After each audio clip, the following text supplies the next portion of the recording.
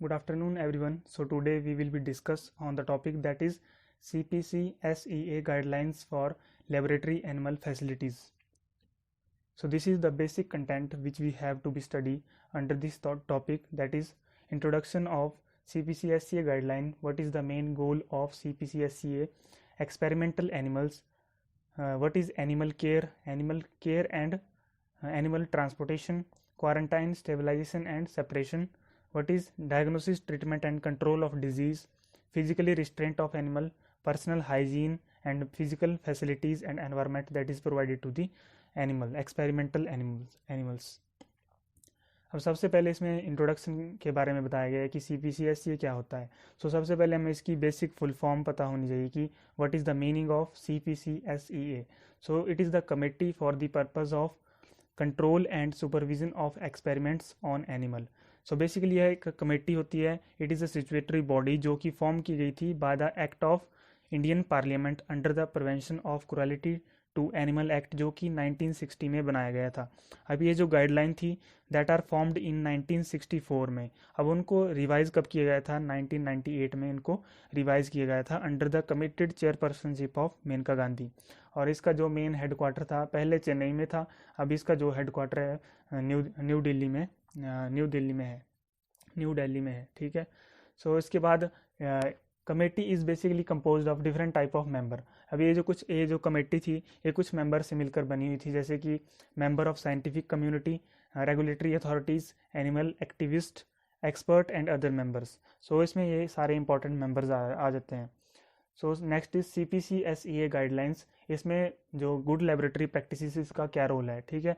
तो good laboratory practices for animal facilities is intended to ensure quality, maintenance and safety of animal used in laboratory studies while conducting the biomedical and behavioral researches and testing of products. अब इसमें बताया गया है कि जब भी हम किसी लेबोरेटरी में एक्सपेरिमेंट करते हैं, किसी भी लैब में एक्सपेरिमेंट करते हैं, तो हमें अकॉर्डिंग टू द GLP ही वर्क करना पड़ता है. It is very necessary to follow the guidelines according to the GLP. अब जब बात आती है लिविंग थिंग्स के ऊपर एक्सपेरिमेंट करने की, जैसे कि animal, so it is very necessary to follow the all the guidelines according to GLP as per CPCSEA. जो बेसिकली ये कमेटी थी CPCSEA वो GLP के साथ कोलैबोरेशन से मिलकर ये काम करती थी ताकि जो एनिमल की केयर है उसको प्रमोट किया जा सके, उनको अननेसेसरी पेन से प्रिवेंट किया जा सके. अब नेक्स्ट इसमें वर्ड आ रहा है एक्सपेरिमेंटल एनिमल. तो हमें पता होना चाहिए कि एक्सपेरिमेंटल एनिमल क्या होते हैं. So experimental animal are those animal which are used for the biomedical researches, testing of new drug substances, for the drug development, in the preclinical testing of drugs and also evaluating the toxic substances and sometime also for the pharmacological to check the pharmacological action of drug. जो भी animal use किए जाते हैं उनको बोलते हैं हम experimental animal. अब एक्सपेरिमेंटल एनिमल दो तरह के हो सकते हैं, जैसे कि रोडेंट्स एंड नॉन रोडेंट्स. जैसे कि इस स्लाइड में बताया गया है कि जैसे रैट्स हो गए, हैमस्टर हो गए, pigeon, frog, rabbit, monkeys, zebrafish and mice. अब इसमें कुछ रेयरली यूज्ड एनिमल है जैसे कि मंकी एंड जेब्राफिश. अब जो जेब्राफिश है हम किसके लिए यूज़ करते हैं? It is use to study the several human metabolic disorder like non alcoholic fatty liver diseases and also the type 2 diabetes mellitus, hepatic disorder, and they are also sometime use for the to create the animal model for human disease के लिए.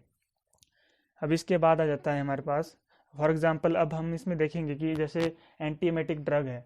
अब हमें किसी जैसे एंटीएमेटिक drug है उसका pharmacological action check करना है, तो हम उसके लिए ऐसा एनिमल सेलेक्ट करेंगे कि जो उसके लिए अप्रोप्रिएट हो. फॉर एग्जांपल इन केस हमें अगर हम उसमें माइस या जो रैट है उसको सेलेक्ट करेंगे तो उनमें क्या होता है कि basically chemo receptor trigger zone और जो वोमिटिंग सेंटर होता है वो मिसिंग होता है. तो जो ड्रग होगी एंटीएमेटिक ड्रग होगी तो वो अपना फार्माकोलॉजिकल एक्शन उसमें प्रोड्यूस नहीं होगा. तो इसके लिए हम अप्रोप्रिएट एनिमल यूज़ करेंगे, जैसे कि डॉग्स होते हैं उनमें कीमो रिसेप्टर ट्रिगर जोन और ऑल्सो द जो वोमिटिंग सेंटर है वो प्रोड्यूस उसमें होता है. ठीक है. तो according to the situation, according to the condition ही हमें एक्सपेरिमेंटल एनिमल को यूज़ करना है. नेक्स्ट आ जाता है इसमें what is the main goal of CPCSEA. इसका मेन उद्देश्य क्या है, इसका मेन पर्पज़ क्या है? The goal of this guideline is to promote the human care of animal and it provide the specification that will enhance the animal well-being and quality of research. So इसका main उद्देश्य क्या था कि to promote the animal care, animal की care को promote करना हमें, और कुछ ऐसी स्पेसिफिकेशन प्रोवाइड करना ताकि उससे एनिमल के वेलबींग को इन्हांस किया जा सके, और ऑल्सो जो रिसर्च की क्वालिटी है उसको भी इम्प्रूव किया जा सके। अब ये जो CPCSEA कमेटी थी, इसमें दो सब कमेटीज आ जाती हैं, एक होती है IAEC, एक होती है IBSE। अब जो IAEC है, इसकी जो बेसिक फुल फॉर्म है that is institutional animal ethics committee. जो IBSC है, इंस्टीट्यूशनल बायोसेफ्टी कमेटी। अब ये जो इंस्टीट्यूशनल एनिमल एथिक्स कमेटी है, इसके बारे में थोड़ा पढ़ेंगे हम क्या होती है। So institutional animal ethics committee is a local body that is approved by the CPCSCA।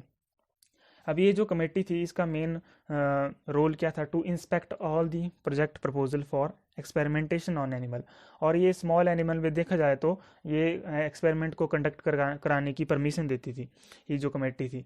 अब every institute has to follow the guidelines according to the IAEC if we are doing the experiment on the animal के ऊपर। जब हम experiment कर रहे हैं तो उनको अकॉर्डिंग टू IAEC ही वर्क करना पड़ता है। अब ये जो CPC है, ये दोनों मिलकर कम्बिनेशन में वर्क करते हैं for the effective functioning of animal experimentation. अब इसमें कंपोजिशन के बारे में बताया गया है कि IAEC की बेसिक कंपोजिशन क्या क्या होती है, इसमें कौन कौन से मेंबर आते हैं और कैसे हमें उन्हें नॉमिनेट करना होता है। तो इसमें सबसे पहले 5 मेंबर आते हैं, जैसे कि biological scientist, 2 scientist from different biodiscipline, 1 veterinarian and 1 scientist in charge of animal house facilities. अब इसमें टोटल 5 मेंबर्स आ गए। उसके बाद हमने 5 मेंबर से हमने 2 मेंबर को आगे सेलेक्ट करना है, जैसे कि एक हो गया हमारे पास चेयरमैन एंड एक मेंबर सेक्रेटरी। अब ये जो नॉमिनेट ये 2 मेंबर है, ये ऊपर जो 5 मेंबर दिए गए हैं उन्हीं से ही हमने इनको नॉमिनेट करना है। अब इसमें कुछ अदर मेंबर्स भी आ जाते हैं, जैसे कि main nominee, link nominee, social aware nominee and scientist from outside the discipline. जो साइंटिस्ट मतलब उससे रिलेशन ना रखता हो किसी भी, जैसे एनिमल एक्सपेरिमेंटेशन से कोई भी उनका रिलेशन ना हो, तो उसको भी अपॉइंट करना है हमें। आगे आ गया इसमें एनिमल केयर के बारे में। जब भी एनिमल केयर की बात आती है तो इसमें सबसे पहले हमें वेटनरियन केयर का सबसे ज़्यादा ध्यान देना पड़ता है। वेटनरियन केयर किसकी रिस्पॉन्सिबिलिटी होती है? रिस्पॉन्सिबिलिटी होती है वेटनरियन की, एक ऐसा पर्सन जो कि रिस्पॉन्सिबल होता है for the adequate veterinarian care के लिए। अब यह एक ऐसा पर्सन होता है कि जिसको ट्रेनिंग होती है, फुली एक्सपीरियंस पर्सन होता है, और इसको एनिमल साइंसेज और जो मेडिसिन है उसके बारे में भी काफ़ी नॉलेज होती है। इसमें हम करते क्या है वेटरनरी केयर में, daily observation of animal. Daily observation से मतलब है कि एनिमल को हमने डेली ऑब्जर्व करना है। तो इसके लिए जो वेटरनरीन होगा वो डेली ऑब्जर्व नहीं करेगा, नहीं, इसके लिए हमें एक सेपरेट पर्सन की रिक्वायरमेंट रहती है। जैसे कि हमारे कॉलेज में भी है जो एनिमल हाउस है, वहाँ पे एक सेपरेट पर्सन रखे गए हैं फॉर द डेली ऑब्जर्वेशन के लिए।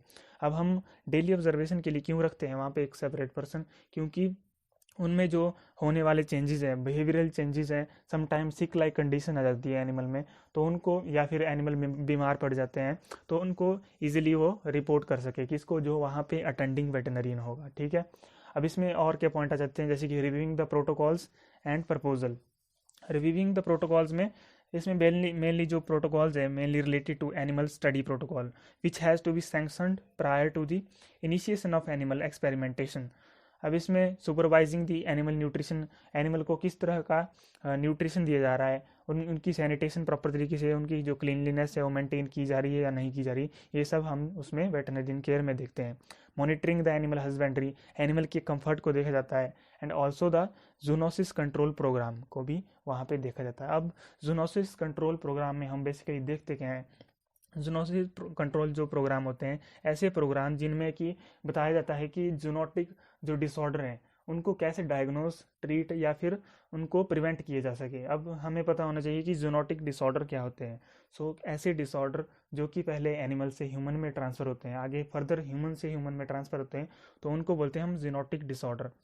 अब जूनोटिक डिसऑर्डर में जैसे एग्जाम्पल के तौर पर हम ले सकते हैं, जैसे कि हंटा वायरस है।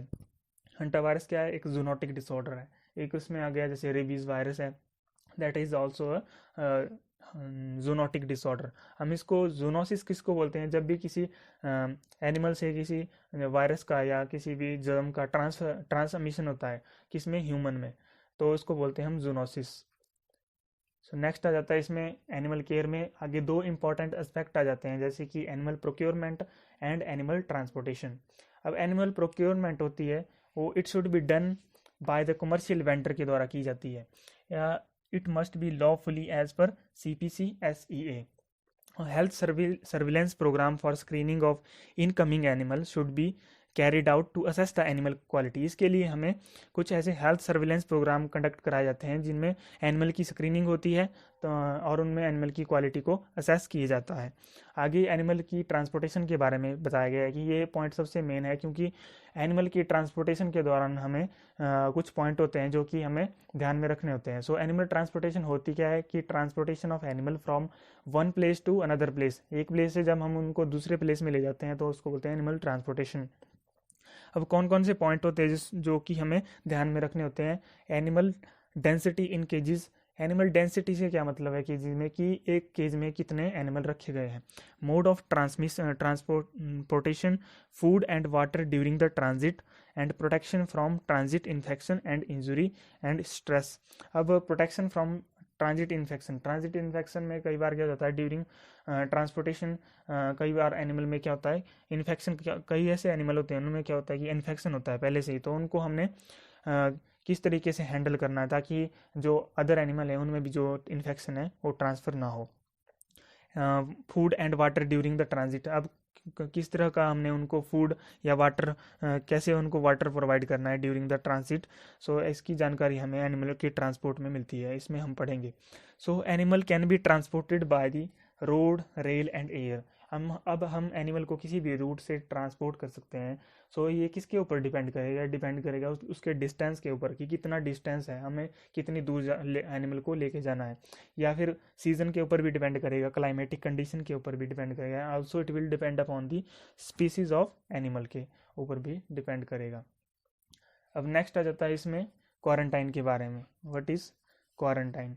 अब क्वारंटाइन हमें पता ही है कि it is a separation of newly received animal from those who are already in the facilities until the health and possibly the microbial status of newly received animal has been determined। अब हम quarantine से क्या मतलब है कि हमने कि जो न्यूली रिसीव्ड एनिमल है उनको for a certain period of time, for a specific interval of time हमने क्या करना है, उनको जो स्टेबलाइज्ड एनिमल है उनसे थोड़ा अलग रखना है। अब ऐसा हम क्यों करते हैं कि ताकि उनमें होने वाले जो चेंजेस हैं, उनमें होने वाले जो डिजीज़ है उनको डायग्नोस किया जा सके, उनको प्रिवेंट किया जा सके, उनको ट्रीट किया जा सके। इससे क्या होता है कि जो पैथोजन की इंट्रोडक्शन के चांसेस भी कम हो जाते हैं। अब क्वारंटाइन पीरियड बताया गया है स्मॉल लेबोरेटरी एनिमल के लिए, that is 1 week to 1 month, और फॉर लार्ज एनिमल के लिए जो क्वारंटाइन पीरियड होता है वो 6 मंथ के लिए होता है। अब नेक्स्ट आ जाता है इसमें स्टेबलाइजेशन के बारे में। What is stabilization? For physiological, psychological and nutritional stabilization before their use. अब जो एनिमल, पहले हमें पता होना चाहिए कि स्टेबलाइज्ड एनिमल होते क्या हैं। अब स्टेबलाइज्ड एनिमल ऐसे एनिमल जिनके ऊपर पहले एक्सपेरिमेंट किए जा चुके हों, या फिर ऐसे एनिमल जो कि उस अपने आप को उस एनवायरनमेंट को अडॉप्ट कर चुके हों पहले से ही। तो हम आफ्टर द क्वारंटाइन पीरियड के बाद हमें क्या करना है, एनिमल को उनको स्टेबलाइज करना है बिफोर देयर यूज़ के लिए। अब एक इसके ऊपर डिपेंड करेगा type and duration of animal transportation, species involve and intended use of animal के ऊपर ये डिपेंड करेगा। उसके बाद आया नेक्स्ट, दैट इज सेपरेशन के बारे में।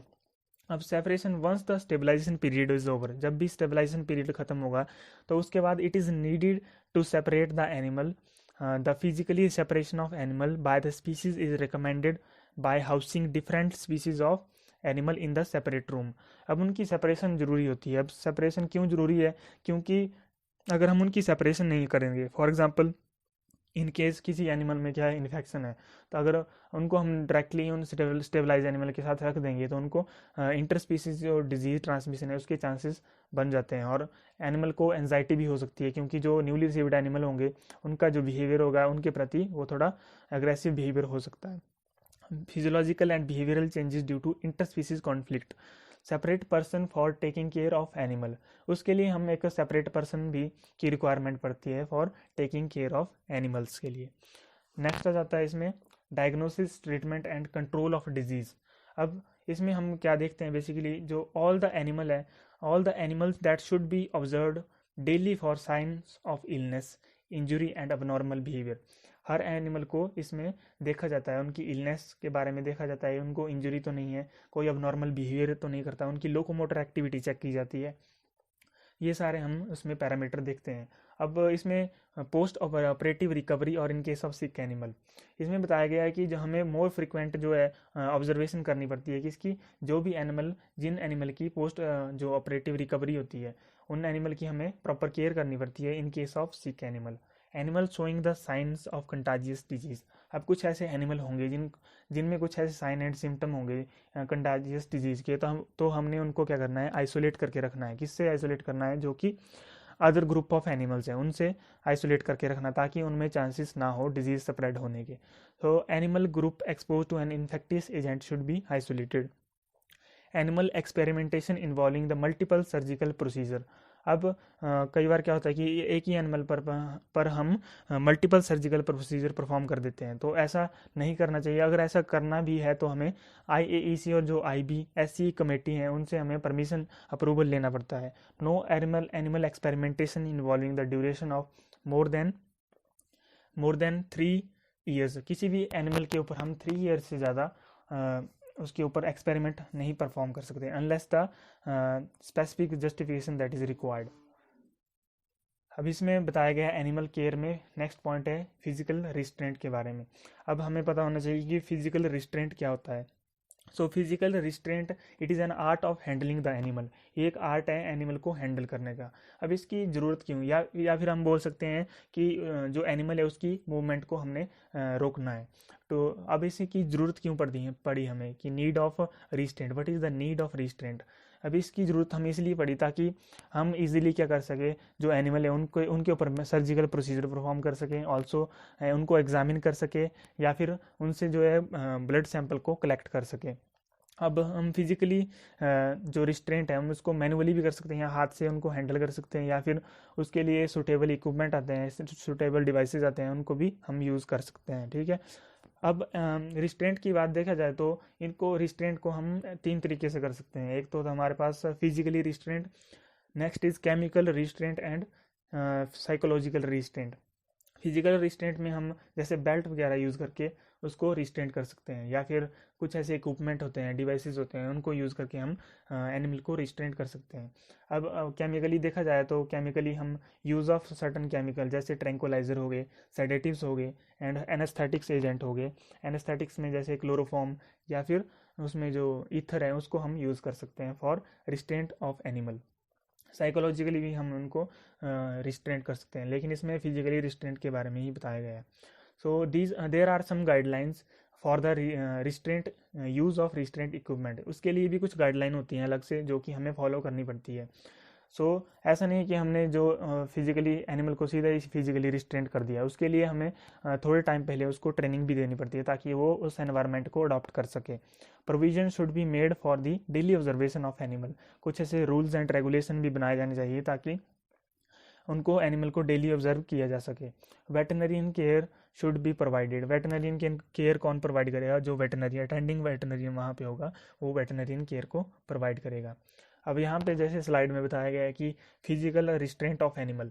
अब यहाँ पे जो रैट है उसको रिस्ट्रेंट किया गया है बाय यूजिंग सुटेबल डिवाइसेस, और यहाँ पे जो मंकी है इसको भी फिजिकली रिस्ट्रेंट किया गया है by use of certain suitable devices.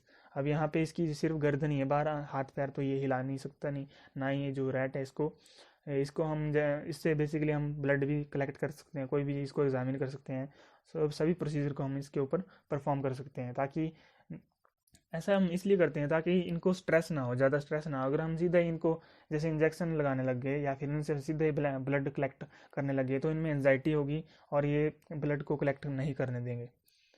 उसके बाद आता है पर्सनल हाइजीन के बारे में। It is essential that animal care staff maintain a high standards of person cleanliness facilities and supplies for meeting the obligation should be provided shower changes of uniform footwear etcetera.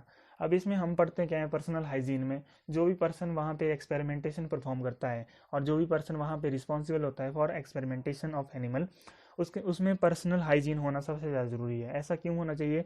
ताकि उनसे कोई contamination animal में ना हो, ना ही उनके animal से उनमें कोई कंटामिनेशन हो। तो इसको पर्सनल हाइजीन को इम्प्रूव करने के लिए कुछ ऐसे पॉइंट्स होते हैं जिससे कि वो अपनी हाइजीन को मेंटेन करके रख सकता है, जैसे use of gloves, use of footwear, use of shoes cover, ऐसे कुछ वियरिंग ऑफ एप्रन, इस तरह के वहाँ पे टेक्निक्स अप्लाई की जा सकती हैं for the improving the personal hygiene. अब जो भी वहाँ पे उसने गारमेंट्स अंदर पहने हुए, एनिमल रूम के अंदर पहने हुए, उनको दोबारा बाहर नहीं पहनना है उसको, ताकि जो इन केस ऑफ जर्म्स वगैरह है, कोई भी इन्फेक्टिस एजेंट है, वो आगे फर्दर स्प्रेड ना हो। अब इसमें फिजिकल फैसिलिटीज़ के बारे में आ जाता है कि किस तरह की हमने एनिमल को फिजिकल फैसिलिटीज़ प्रोवाइड करनी है। ये सबसे मेन इंपॉर्टेंट पॉइंट है, फिजिकल फैसिलिटीज़ और जो एनवायरनमेंट हमें प्रोवाइड कर रहे हैं उनको। तो फिजिकल फैसिलिटीज़ में बात आती है तो सबसे पहले हम बिल्डिंग मटेरियल के बारे में, कॉरिडोर के बारे में, यूटिलिटीज़ के बारे में, एंड एनिमल रूम डोर किस तरह के होने चाहिए, जो एक्सटीरियर विंडो के बारे में, floor, drainage, wall and ceiling, storage and experimental area के बारे में पढ़ते हैं। सबसे पहले हम पढ़ेंगे बिल्डिंग मटेरियल के बारे में। अब बिल्डिंग मटेरियल किस तरह का होना चाहिए? It should be moisture resistant, fire resistant and pest resistant. अब जो कॉरिडोर होंगे they should be wide enough to facilitate the movement of person as well as equipment. इतने चौड़े होने चाहिए कि मतलब इतने वाइड होने चाहिए ताकि इजीली उससे जो पर्सन है मूव कर सके या फिर उसको इक्विपमेंट ले जा सके। दे शुड बी केप्ट क्लीन, और वो क्लीन होने चाहिए। यूटिलिटीज़ में बात आती है तो वहाँ पे वाटर लाइन्स जैसे ड्रेनेज पाइप होगी एंड इलेक्ट्रिकल कनेक्शन होंगे, तो वो should be preferably be accessible through service panel, किसी एक सर्विस पैनल से असेसेबल हों। सो आगे आते हैं इसमें एनिमल रूम डोर्स के बारे में। Animal room doors should be rust proof, they should B dust proof. जो एनिमल के रूम डोर्स होने चाहिए वो उनमें धूल नहीं होनी चाहिए, धूल मिट्टी नहीं होनी चाहिए, उनमें जंग नहीं लगा हुआ होना चाहिए। They should be fit properly within the frame and provided with an observation window. और वो फ्रेम से काफ़ी अच्छे तरीके से फिटिंग होनी चाहिए उनकी, और उसमें एक ऑब्जर्वेशन विंडो होनी चाहिए ताकि हम जो एनिमल है उनको बाहर से भी, जो दरवाजे के बाहर से भी या डोर्स के बाहर से भी हम उनको इजीली ऑब्जर्व कर सकें। अब जो आता है इसमें एक्सटीरियर विंडो के बारे में। एक्सटीरियर विंडो ज़्यादा रेकमेंड नहीं करते हम एनिमल हाउसेस में। क्यों नहीं करते? क्योंकि बाहर से जो आने वाले पक्षी हैं उनको अंदर उनकी एंट्री को प्रिवेंट किए जा सके, तो इसलिए हम उनको एक्सटीरियर विंडो है जो ज़्यादा रेकमेंड नहीं करते। फ्लोर के आगे बताया गया है इसमें फ्लोर्स के बारे में। The floor should be smooth, moisture proof and non absorbent. Floor smooth होने चाहिए, मॉइस्चर प्रूफ होने चाहिए एंड नॉन अब्जॉर्बेंट होने चाहिए। प्रॉपर ड्रेनिंग सिस्टम होना चाहिए। वॉल एंड सीलिंग के बारे में बताया गया है किस तरीके की वॉल होनी चाहिए। तो wall should be crack free, उनमें कोई भी दरारें नहीं होनी चाहिए। कंक्रीट वॉल ज़्यादा प्रेफर की जाती है, और उनमें परफेक्ट जंक्शन होनी चाहिए डोर के साथ, जो सीलिंग, फ्लोर है और कॉर्नर के, और जो वहाँ पे कॉर्नर है, बिल्डिंग के जो कॉर्नर है वो राउंड होने चाहिए ताकि वहाँ पे डस्ट ना टिके। सो उसके बाद है स्टोरेज एरिया। स्टोरेज एरिया में बताया गया है कि वहाँ पे रेफ्रिजरेटेड स्टोरेज एरिया होना चाहिए ताकि जो एनिमल, डेड एनिमल है, उनको वहाँ पे स्टोर किए जा सके, और जो एनिमल टिश्यू वेस्ट है उसको भी वहाँ पे स्टोर किया जा सके। आगे बताया गया है इसमें एक्सपेरिमेंटल एरिया के बारे में। जो एक्सपेरिमेंटल एरिया होते हैं, all the experiment procedure in animal should B carried out in a separate area away from the room that are placed where they are housed। अब इसमें बताया गया है कि जो एक्सपेरिमेंटल एरिया है वो थोड़ा मतलब दूर होना चाहिए जहाँ जहाँ पे हमने एनिमल को प्लेस किया हुआ है या फिर एनिमल को वहाँ पे हाउस किया हुआ है। तो यहाँ तक इसमें फिजिकल फैसिलिटीज़ में इतने सारे पॉइंट आ गए, तो इसको ये सारे कवर हो गए। उसके बाद हम पढ़ेंगे एनवायरनमेंट के बारे में कि what type of the environment is suitable for the experimental animal. किस तरीके का एनवायरनमेंट एनिमल हमें, जो एनिमल है उनको प्रोवाइड करना है। तो उसमें सबसे मेन पॉइंट आता है टेम्परेचर एंड ह्यूमिडिटी के बारे में। अब टेम्परेचर बताया गया है, उसकी रेंज बताई गई है कि 18 से लेकर 29 degree Celsius is sufficient for the experimental animal, और ह्यूमिडिटी की रेंज बताई गई है 30 से लेकर 70% उनमें वहाँ पे ह्यूमिडिटी होनी चाहिए। अब ह्यूमिडिटी हमें पता होना चाहिए व्हाट इज़ ह्यूमिडिटी। तो amount of moisture content that is present into the surrounding environment में कितना मॉइस्चर कंटेंट है उसको बोलते हैं हम ह्यूमिडिटी। Next is ventilation. अब वेंटिलेशन से मतलब है कि वहाँ पे कुछ सर्टन इंटरवल ऑफ टाइम वहाँ पे हमें रिफ्रेश एयर को इंट्रोड्यूस करना है। Next is power and lightning condition. अब पावर वहाँ पे डिम लाइट प्रेफर की जाती है एनिमल हाउस में, जहाँ not a very bright light is preferred. So it's intensity should be less than 400 lux. जो इसकी इंटेंसिटी होगी वो 400 लक्स से कम होनी चाहिए। अब नॉइज़ कंट्रोल के बारे में बताया गया है कि वहाँ पे ज़्यादा शोर नहीं होना चाहिए, वहाँ पे प्रॉपर नॉइज़ कंट्रोल होना चाहिए ताकि एनिमल में एंजाइटी इंड्यूस ना हो। और वहाँ पे इसके लिए कंक्रीट वॉल ज़्यादा प्रेफर की जाती है। बाकी उनमें वहाँ पे जो एनिमल के डोर वगैरह हैं वो भी वुड